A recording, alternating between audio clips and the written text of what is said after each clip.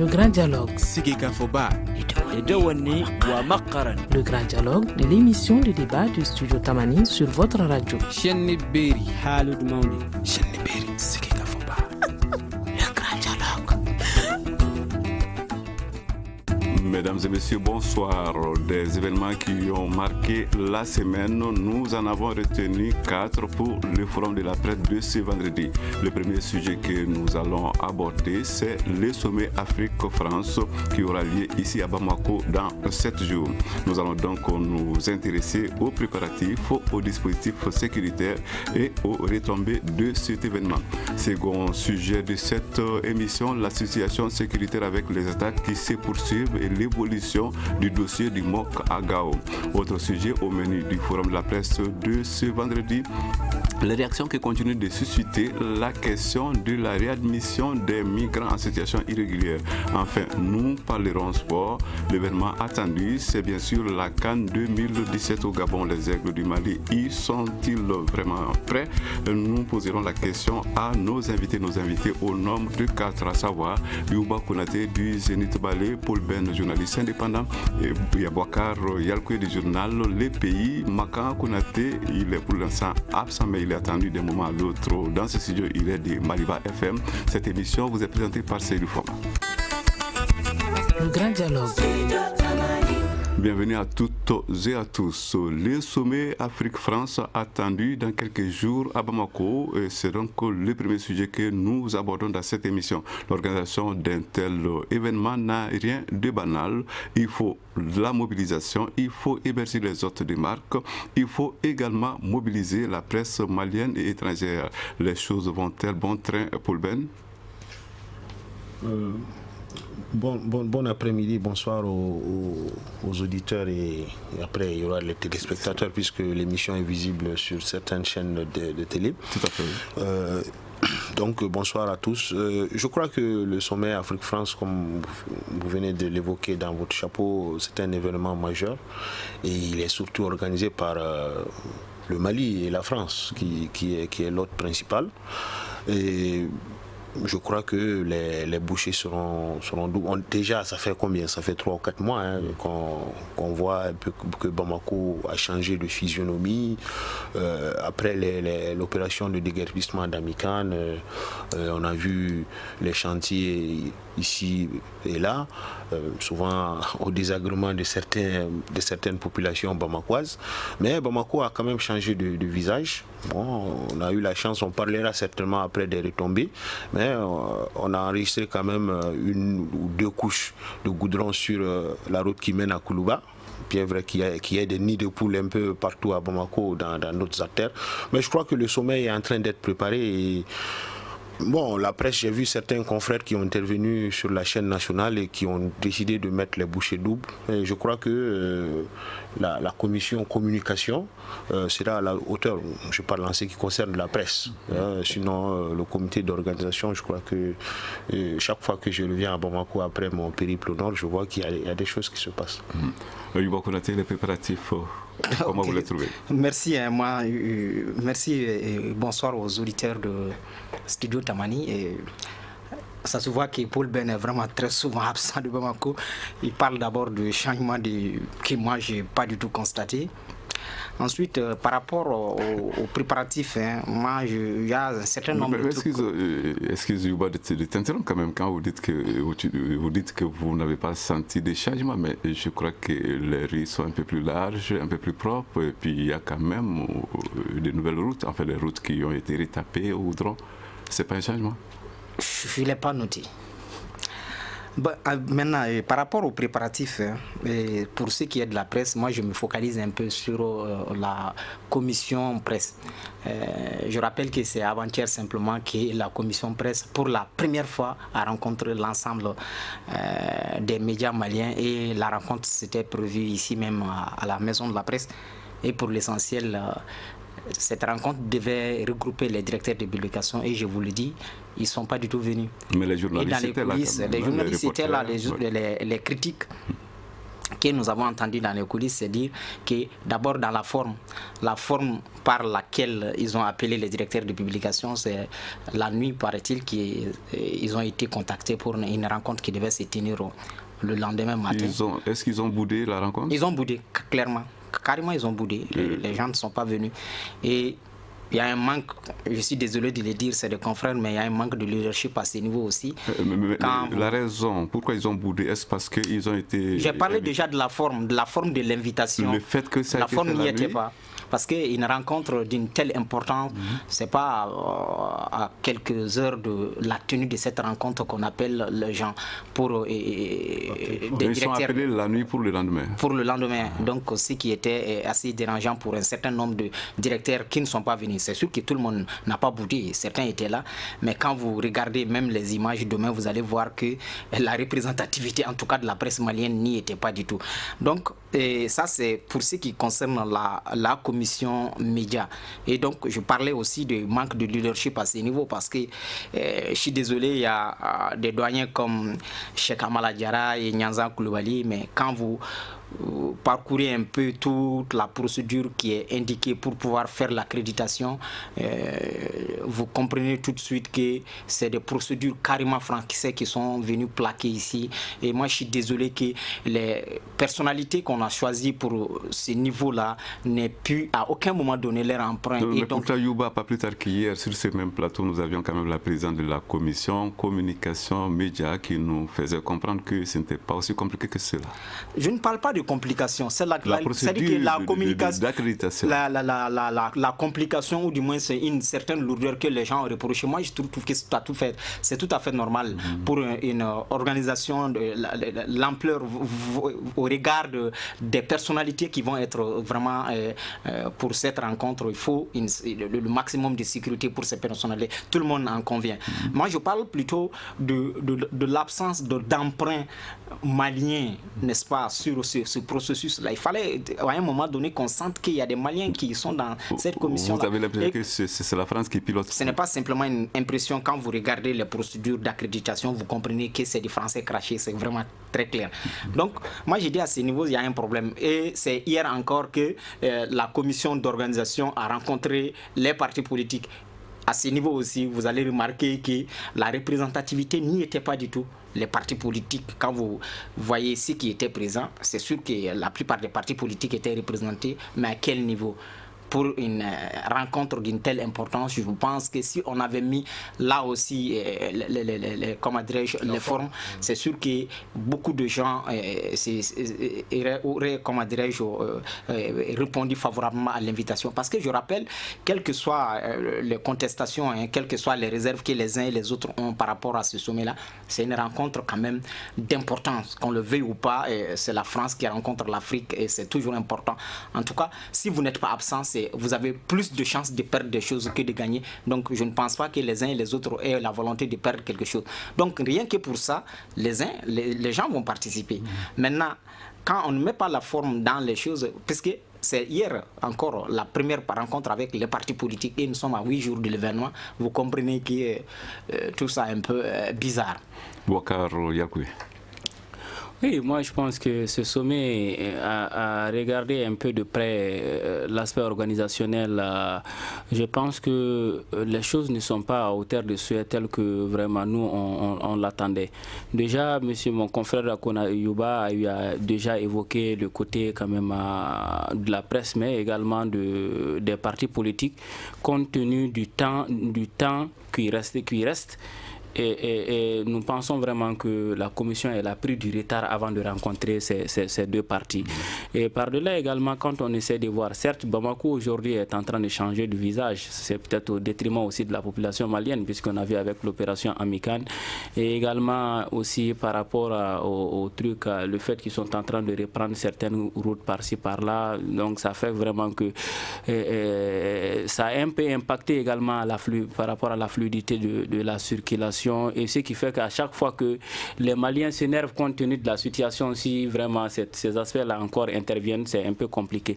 Mais moi, je vois quand même que le côté retombé, peut-être, à moins que ça me soit sur le côté diplomatique, sinon, moi, je me dis qu'il n'y a pas vraiment une retombée ou des retombées positives au bénéfice du Mali en tant que tel. Peut-être ceux qui sont là... On en parlera dans un instant. À présent, cette question que j'adresse à vous d'abord, Paul Ben. On sait que ce sommet, à la différence de celui de 2006, se tient quand même dans des circonstances un peu plus délicates compte tenu de la situation que connaît les pays. La sécurité est un aspect qu'on ne saurait donc négliger. Alors, pas plus tard que ce matin, quand même, le ministre de la Sécurité a annoncé que 10 000 agents seront mobilisés avec l'appui de l'armée et des forces françaises. C'est quand même une mesure qui rassure, non?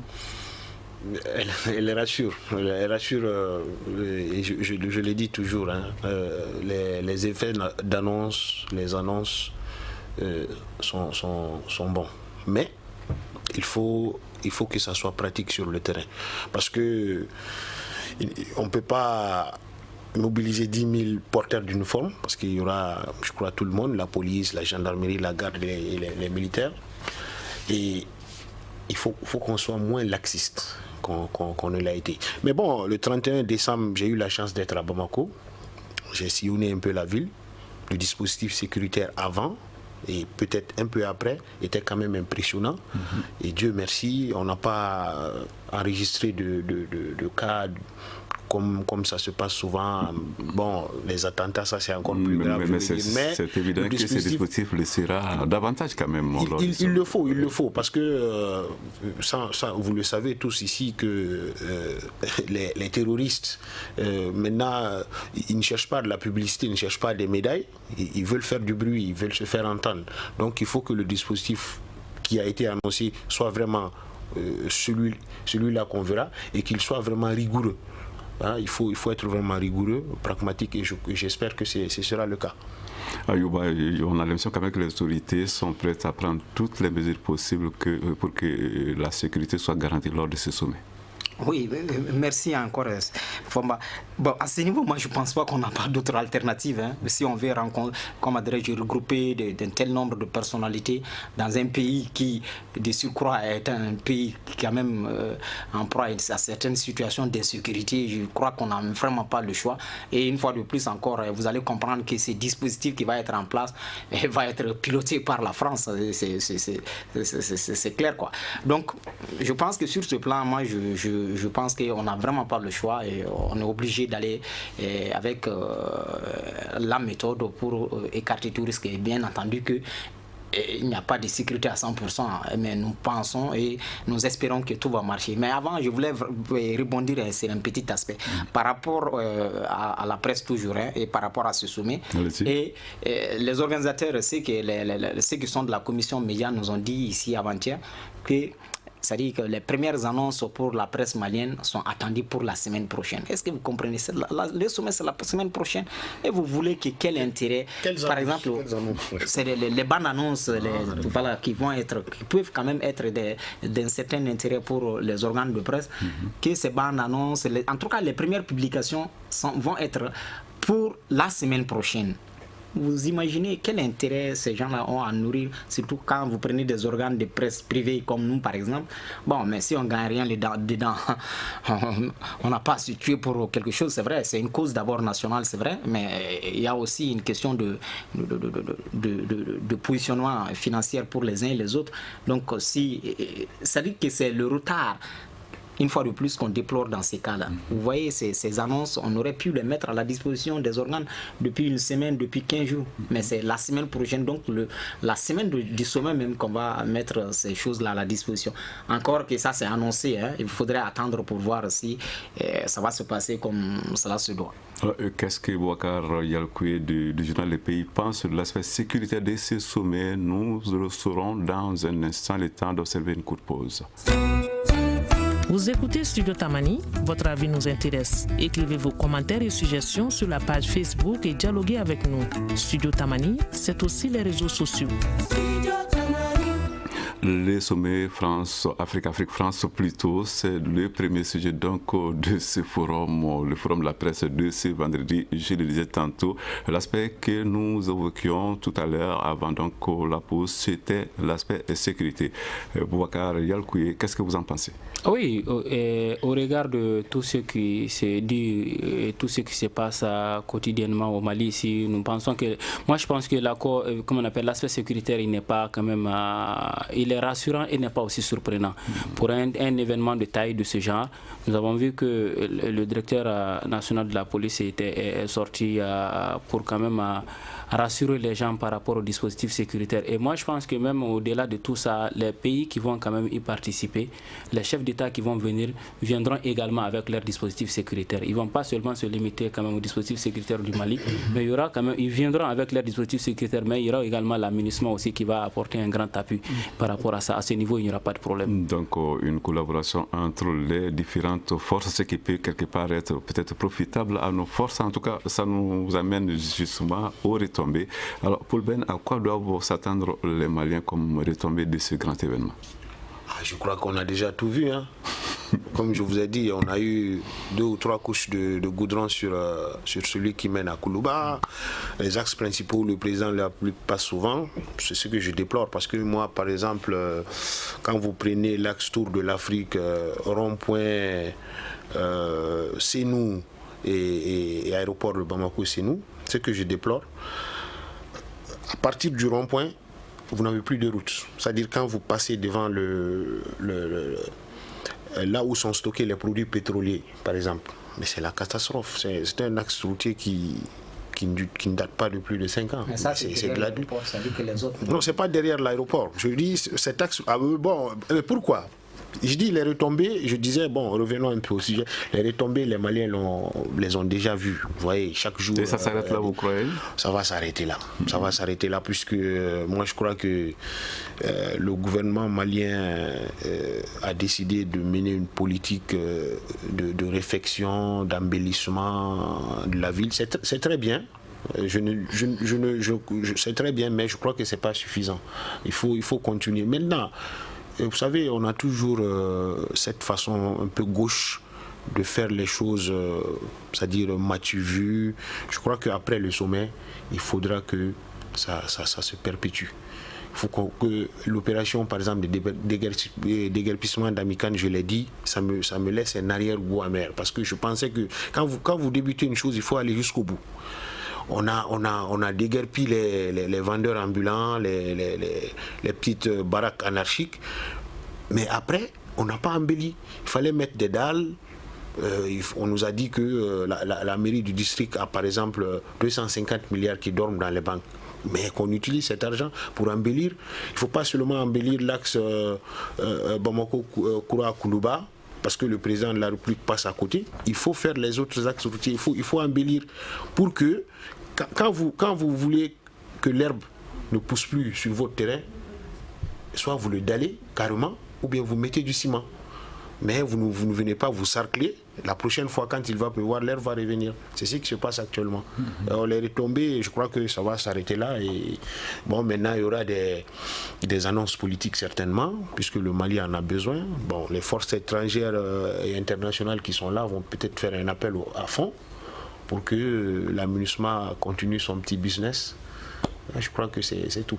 Youba Konaté, il y a donc eu les routes, il y a eu ces déguerpissements, mais il y a eu des hôtels qui ont gagné en qualité. Il y a certainement d'autres choses. Et par rapport même au fond de la chose, c'est vrai, la thématique, le thème qui sera abordé semble être un thème important, à savoir les partenariats entre la France et les pays africains.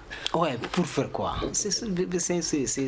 Peut-être pour tenter de faire avancer les choses, non? Depuis comme il y a un problème, il y a un problème quoi. C'est-à-dire que c'est vrai, hein? Moi j'ai dit de toutes les façons, le sommet, la tenue du sommet est déjà en termes de visibilité pour le Mali, qui a tellement besoin de visibilité en ces temps-ci, ça va peut-être être une bonne chose. Mais quand vous parlez des goudrons qui ont été faits, moi, vraiment, je suis un peu... On dirait qu'ils ne sont pas dans les mêmes trous, quoi. Moi, je ne comprends pas. C'est-à-dire que d'embellissement, qu'est-ce qui a été embelli? Moi, je n'ai pas vu d'embelli. Mais il y a eu le déguerpissement quand même qui a... Oui, il y a eu le déguerpissement, si, je suis d'accord.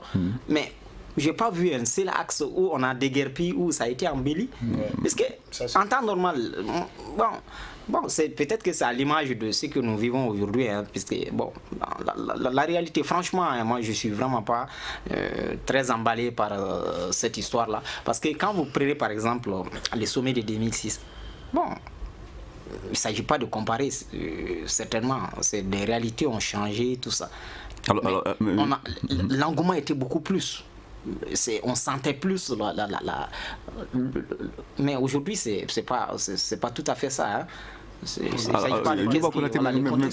Oui, c'est sûr que c'est ce que j'ai dit, le contexte n'est pas le même. Mais si par hasard ce sommet était l'occasion de débat franc sur des sujets quand même très délicats et très importants dans les relations entre la France et l'Afrique, ce serait une bonne chose si on avait l'occasion de débattre, par exemple, de Kidal, qu'est-ce qui coince à Kidal, par exemple. Ça, c'est des trucs qui intéressent les Maliens. Mais vous et moi, savons qu'on ne va pas en parler.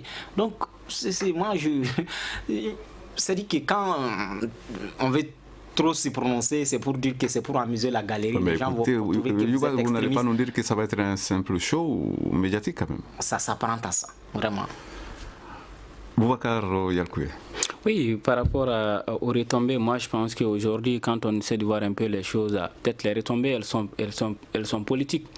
À mon avis, elles ne sont pas sociales au bénéfice quand même de la population malienne. Politique en ce sens que le Mali qui gagne en image. Effectivement, au fait, c'est le Mali et peut-être ses partenaires comme la France aujourd'hui qui d'ailleurs a eu à intervenir pour que dès le début de cette crise-là. Et maintenant, il faut quand même montrer au reste du monde que bon voilà, l'intervention elle a quand même été bénéfique puisque aujourd'hui il n'y a plus d'insécurité, il n'y a pas ça, il n'y a pas ceci, il n'y a pas cela. Mais ce qui n'est pas vrai en réalité, ce que nous vivons, c'est tout à fait le contraire.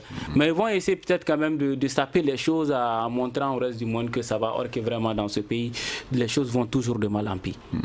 La situation sécuritaire au Mali, c'est la question dont nous allons à présent parler. Les attaques se poursuivent toujours, il y en a eu. Pas plus tard que ce matin sur l'axe Ansongo-Minaka avec un bilan d'un mort et de 4 blessés parmi les soldats maliens, les militaires maliens.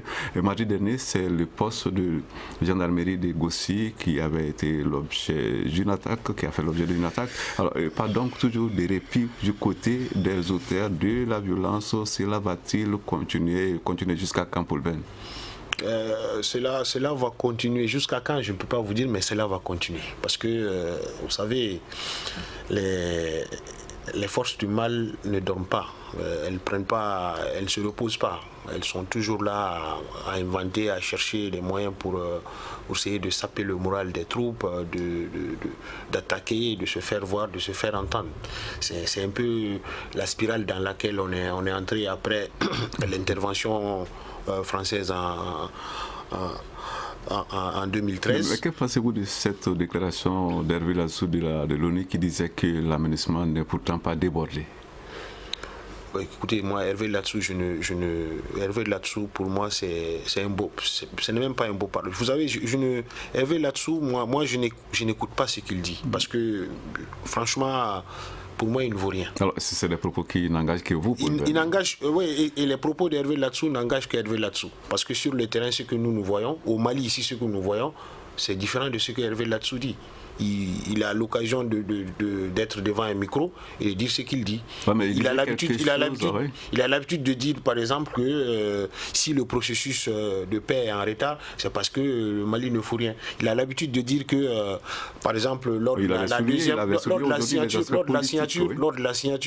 signature de l'accord de paix, que dans les discours des uns et des autres, on a évoqué tout, sauf la mort des casques bleus. Mais c'est faux. S'il n'a rien à dire, qu'il se taise. Oui, mais il disait que les aspects politiques doivent être réglés, que cela mettait les choses. Mais est-ce que cela est complètement faux selon vous? Mais c'est faux. Mais qu'ils nous disent ce que l'aménagement fait sur le terrain, à part devenir une compagnie de transport, ou à part être là pour donner quelques cahiers de livres aux gens. C'est pas pour cela que l'aménagement est venu. La MINUSMA est venue pour s'interposer. On nous a dit qu'il y a que la MINUSMA, à partir d'octobre ou de janvier, la MINUSMA va changer de visage. Elle va lutter plus contre le terrorisme. Mais moi, je suis sur le terrain. Moi, je vois la MINUSMA. La MINUSMA n'est même pas capable de se sécuriser elle-même. J'espère que vous n'êtes pas du même avis. Non, moi, je ne suis pas aussi, comment dirais-je, violent comme Paul, quoi. C'est-à-dire que moi... Je ne suis pas violent, je dis, je dis tout juste. Non, je taquine. Non, il veut dire que les propos n'étaient pas très aimables. C'est-à-dire que je vais juste faire remarquer que... C'est la vérité. Et quand la MINUSMA, c'est sûr que la MINUSMA a un certain décalage, quoi, par rapport à la réalité des choses, mais il faut comprendre que M. Lapsus est dans son rôle. Et c'est d'abord la voix de la France, que Lapsus il fait, comment dirais-je, il donne les avis de la France, parce que bien que étant le truc, c'est un représentant, c'est un Français, il représente la France. Donc moi je voudrais dire qu'on peut l'accorder le bénéfice du doute. Puisqu'il y a des mécanismes, par exemple, quand vous prenez le MOC, on a dit, c'est la mise en marche du MOC qui va permettre de réduire les attaques sur le terrain. Donc, dès lors que le MOC n'est pas encore effectif sur le terrain, moi, on l'accorde le bénéfice du doute. Et c'est dire que on attend de voir que le MOC soit fonctionnel à 100% pour voir si les attaques vont baisser d'un cran. Mais en attendant, on peut vraiment se dire que, puisqu'il y a aussi des ramifications à ces niveaux-là, quand vous prenez toutes les armes qui circulent dans la zone, de toutes les façons, ce sont des gens qui ont ces armes-là. Donc si il y a une portion et la fluidité, comment dirais-je, la frontière entre ces gens djihadistes, ceux qui ont la revendication politique, les autonomies, et tout, la frontière n'a jamais été établie. Donc on s'est dit que peut-être si le MOC qui va concerner un certain nombre de ces gens-là, parce qu'il faut reconnaître que certaines attaques aujourd'hui ne sont pas le fait exclusif des islamistes. Il y a des bandits qui cherchent aussi les réputances dans cette affaire-là. Il y a des gens il y a les pillages et autres qui concernent directement les populations.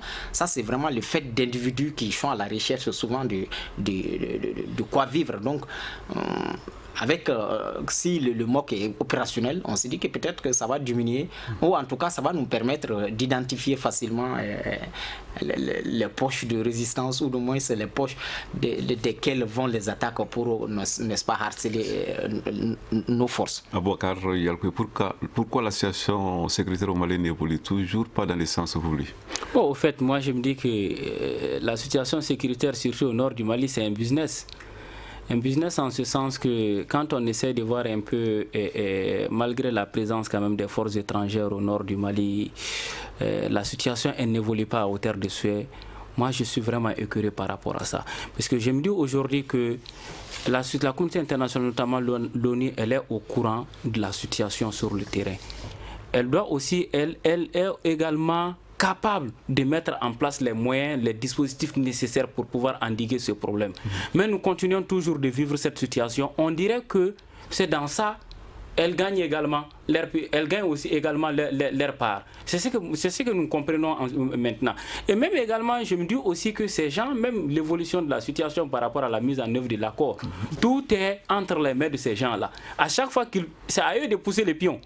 Et l'État malien est là, il se soumet à ce que, quand même, aux décisions qui viennent d'ailleurs.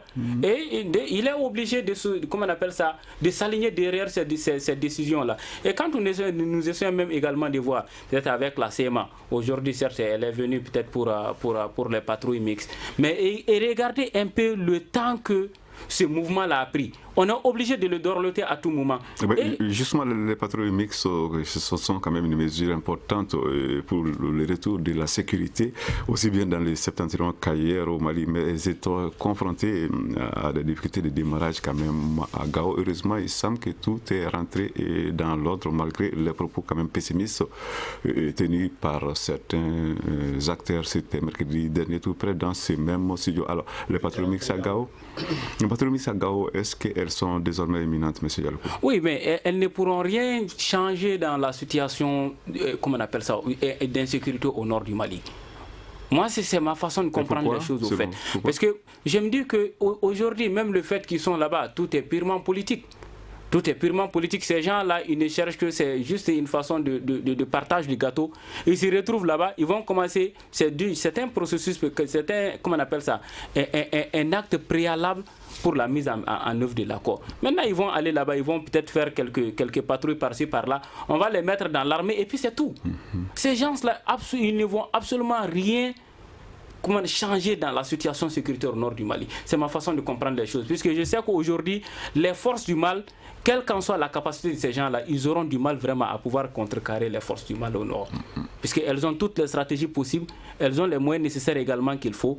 Et ces gens-là sont incapables pour pouvoir quand même les empêcher d'atteindre leur cible au nord du Mali. Studio Tamani, la suite de cette émission dans un instant.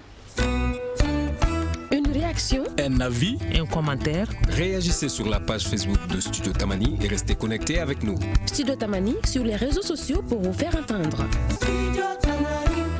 Paul Ben, les patrouilles mixtes à Gao, ça vous dit beaucoup, vous en savez certainement beaucoup, les choses semblent avoir évolué et certainement qu'on peut même dire que tout est rentré dans l'ordre finalement. Oui, justement, votre phrase, votre groupe de mots, tout est rentré dans l'ordre, c'est ça qui me fait un peu sourire. Si j'ai dit tout par rapport quand même à ces patrouilles.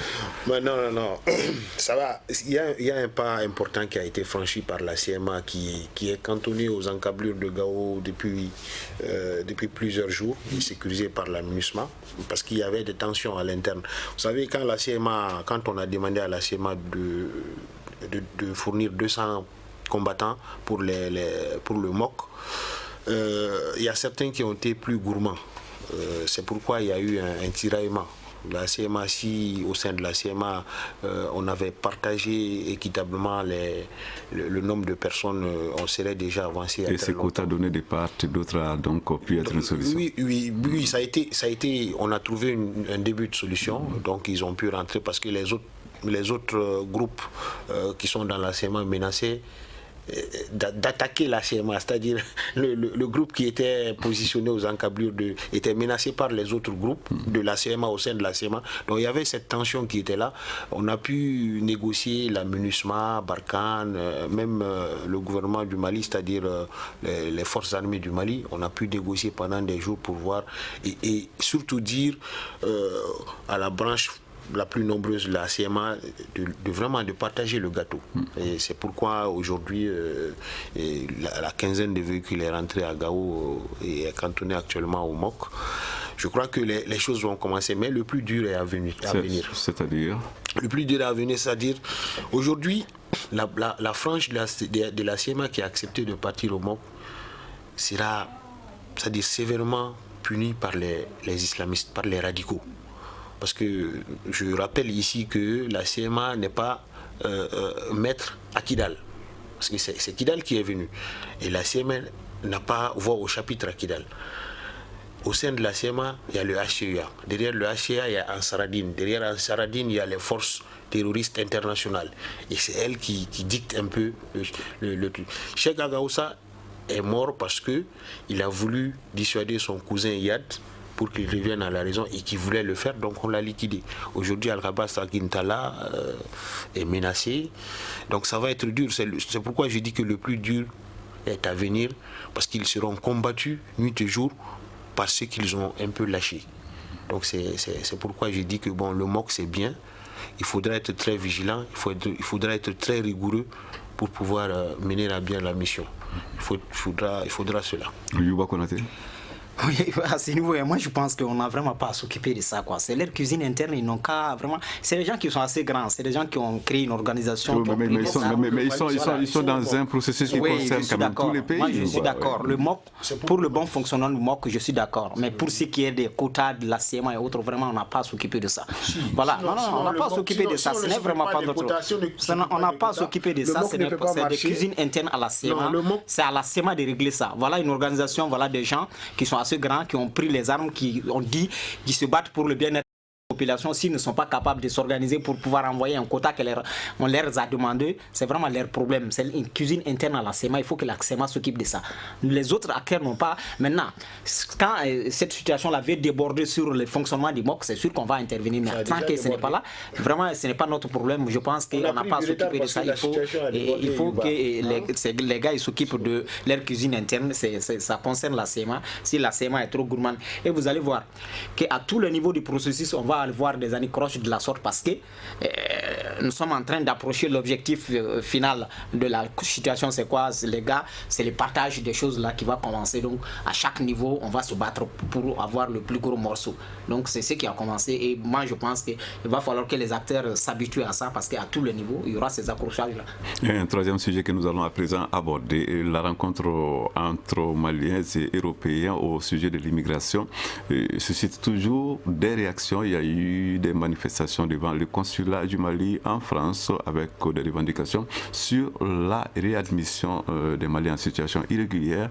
Alors, la tournure prise par les choses a d'ailleurs coûté au Conseil général sa place. Ici même au Mali, il y a eu ce sitting à Gao, c'est plutôt Gao j'ai dit, à Caille, c'était le mardi dernier. Alors, malgré quand même les explications des autorités, la confiance semble quand même tarder à revenir entre gouvernants et gouvernés. Ce climat va-t-il encore perdurer, Wakari Alkoui?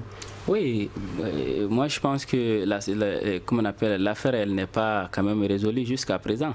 Et vous avez eu à parler quand même du consul qui a payé les frais. Moi je pense que le consul, peut-être on a abrogé son décret de nomination.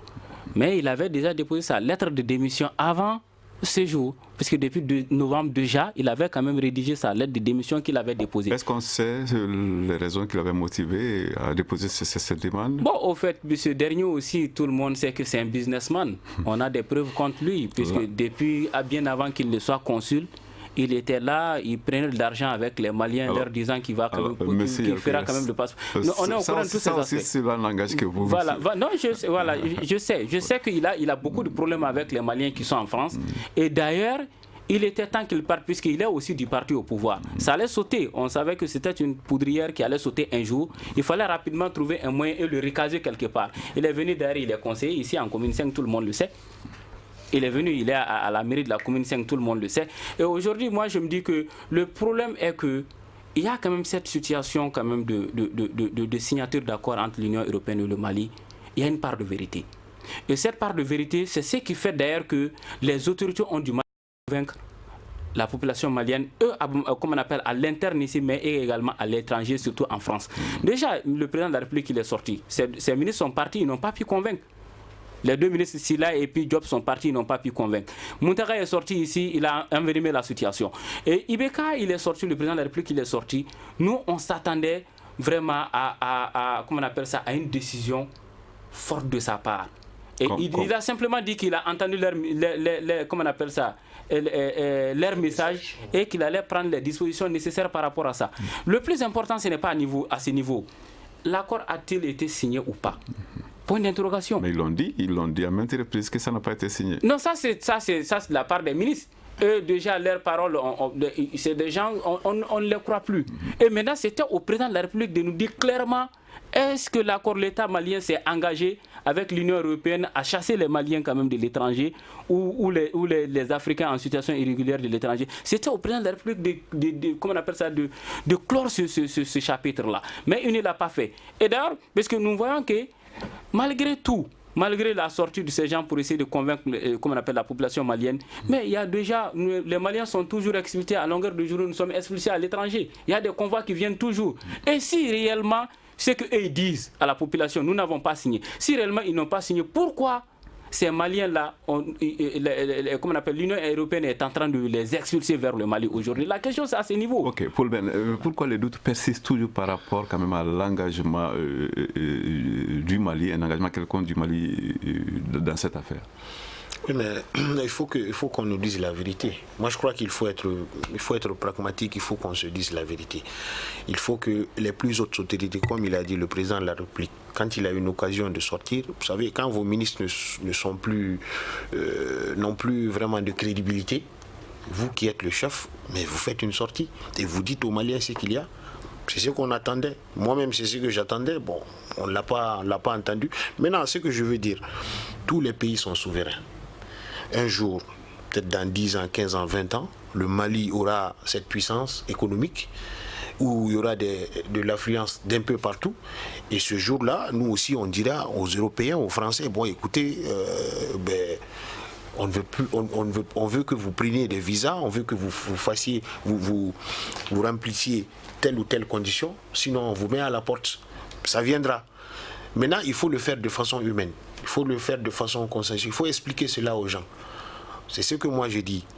Et dire qu'on expulse un Malien parce qu'il est en situation irrégulière d'un pays, ce n'est pas la fin du monde, mais qu'on le fasse avec la manière. Et pour cela, il faut que nos autorités s'assument. Parce que nous, ici, on accueille tout le monde. Oui, c'est-à-dire que le débat n'est pas à ce niveau. Hein. Le débat est à un niveau où est-ce que l'accord a été signé, oui ou non? On dit qu'il n'y a jamais de fumée sans feu. Le ministre porte-parole du gouvernement est venu le jour même sur le plateau du gouvernement. Il a envenimé la situation. Il est parti chercher son compatriote des affaires étrangères. Ils ont fait une conférence de presse ensemble. La situation s'est davantage envenimée. Ils ont appelé les ministres des Maliens de l'extérieur à la secours. Les trois. Davantage encore. Donc, il y a un problème. C'est à ce niveau qu'il y a le problème. Le problème, c'est quoi? Il y a un problème de gouvernance. Il faut qu'ils disent la vérité aux gens. Parce que je pense que ces gens, ils ont mal compris, excusez-moi, ces méthodes d'usage politique. Oui, on fait de la politique, mais à un moment donné, il faut dire la vérité aux gens. Parce que les gens, vous pensez que les Maliens de France sortent gratuitement comme ça pour aller occuper le consulat pendant un bout de temps? Ils savent de quoi ils sont engagés. Donc moi je pense qu'à un certain moment donné, comme l'a dit Paul Ben, c'est-à-dire il aurait fallu peut-être un mea culpa. Un mea culpa. Ça se fait. On s'est trompé, voilà, et on va rectifier les tirs. Et je pense qu'ils ont même commencé à rectifier les tirs parce que le fait déjà d'avoir eu le courage de donner un texte et de refouler des Maliens qui avaient été... Ouais, ça, c'est déjà... C'était un début de solution. Et donc, les documents de laisser-passer, désormais, le Mali ne les reconnaît pas. Ils ont fait automatiquement un texte pour le concrétiser. Alors, moi, je pense que c'est des choses très concret comme ça qu'on a besoin. Parce que les gens n'ont pas besoin d'aller de la certitude ou alors amener les débats. Parce que vous avez vu tous les ministres qui ont intervenu sur le sujet, à un moment donné, ils se sont énervés. Pourquoi vous allez vous énerver si vous avez des explications à donner à votre peuple? Et moi, je pense que c'est le droit le plus élémentaire pour ce peuple-là de demander aux dirigeants, aux gouvernants qui sont appelés à assumer les responsabilités à son niveau, de parler à son nom, est-ce que vous avez signé, est-ce que vous avez agi à notre nom? Et les gars, ils ne veulent pas qu'on les demande des comptes. Voilà, un peu de sport quand même pour finir cette émission, pour terminer. Nous allons parler quand même de football. CAN 2017, les Aigles s'y préparent. Les Aigles sont-ils bien prêts pour cette compétition, Boubacar Yalkoui? Oui, bon, prêt, le Mali ne l'a jamais été. Pour quiconque connaît vraiment nos rendements sur le plan sportif, surtout le football. Maintenant, on va voir ce que ça va donner. Et d'ailleurs, comme déjà le sélectionneur, il a quand même dévoilé la liste de des joueurs qui doivent participer à la CAN. Les 23, oui. Les 23 qui doivent participer à la CAN. Et moi, je pense que quand même, vu ceux qui sont quand même sélectionnés, les gens sont optimistes pour le moment par rapport à un meilleur résultat de cette CAN-là, mais on va voir ce que ça va donner. Et Paul Ben? Oui, moi je suis plus optimiste que mon confrère. Hein? Pour une fois, parce que oui, parce que vous savez, comme Yuba l'a dit, je suis pas très fréquent à Bamako, mais à travers les réseaux sociaux, je m'informe. J'ai appris que cette année, c'est un peu inédit. Toutes les équipes nationales, des cadets jusqu'à l'équipe première, sont qualifiées pour les phases finales des différentes. Ça, c'est déjà une bonne image. Ce qu'on déplore, c'est un peu le piteux état dans lequel la Fédération malienne de football se trouve. Mais je crois que les jeunes vont transcender cela et remporteront et engrangeront des résultats meilleurs en groupe. Mais je crois que vraiment, les joueurs je les ai vus s'entraîner il n'y a pas très longtemps. Ils ont le moral au beau fixe. Je crois que ça va. Oui, moi je pense que par rapport à l'équipe nationale du Mali, c'est quand ils ne sont pas prêts qu'ils sont dangereux. Moi je pense qu'ils feront un résultat. Parce que c'est quand on ne les attend pas qu'ils viennent. Donc, mais au moment quand on les attend là, ils n'arrivent jamais. Vous êtes donc optimiste? Moi je pense que oui. Alors, avec ces mots d'optimisme s'achève cette émission, le forum de la presse de ce vendredi 6 janvier 2017. Nos invités étaient au nombre de 3. Il s'agit de Youba Konaté du Zénith Balé, Paul Ben, journaliste indépendant, Bouakar Paintao, Bouakar Yalkouye du journal Le Pays. À la mise en onde, il y avait Gagné Kanté, régie vidéo Salim Douara, réalisation Ibrahim Boubacar Diallo, présentation moi-même Seydou Fomba. À toutes et à tous, bon week-end. Le Grand Dialogue. Le Grand Dialogue de l'émission de débat du studio Tamani sur votre radio.